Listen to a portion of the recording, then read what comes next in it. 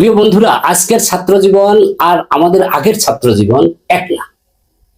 আগে বই নিয়ে আমরা বসে থাকতাম, এখন তো বই নিয়ে বসে থাকে ঠিকই, তবে ফোনটা রাখে বইয়ের উপরে। ফোন দেখে ভাবে আজকে না পড়লেও চলবে।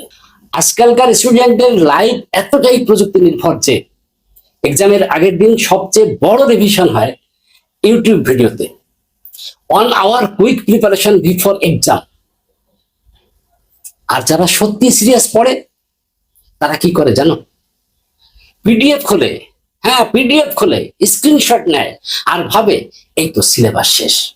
আর পরীক্ষার হলে গিয়ে প্রশ্ন আসে কোথা থেকে জানো? যে পেজটি স্ক্রিনশট দেওয়া হয়নি। এখন কেমন কাণ্ড হলো একটু ভেবে দেখো।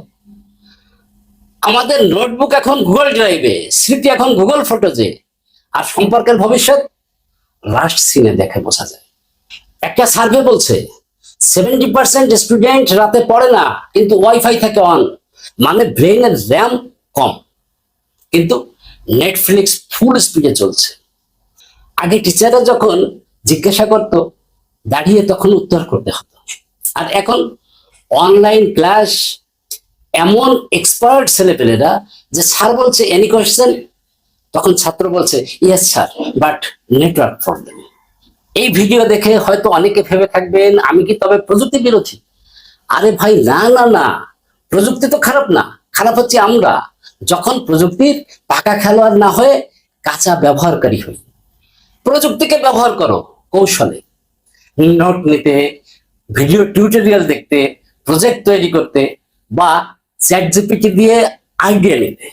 কিন্তু শুধু টিকটক আর রিলস দেখে যদি বোঝো জীবনের মানে, তাহলে জীবনে শুধু স্ক্রলই থাকবে, কোনো গোল বা লক্ষ্য থাকবে না। বন্ধুরা, প্রযুক্তি হচ্ছে এক ধরনের সুপার পাওয়ার। যদি তুমি একে শিখো, একে জানো, তাহলে তুমি ফিউচার স্টুডেন্ট।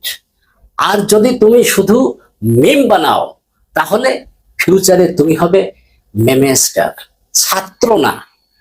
তাই এখন থেকেই ঠিক করো তোমার ফোনটা কি হবে, ক্যালকুলেটর, ক্যামেরা? তোমার ল্যাপটপ কি হবে, নলেজের দরজা না নেটফ্লিক্সের গেট? আর তোমার ছাত্র জীবন হবে এমন যেখান থেকে ভবিষ্যৎ নিজেই ডাউনলোড হয়ে যাবে।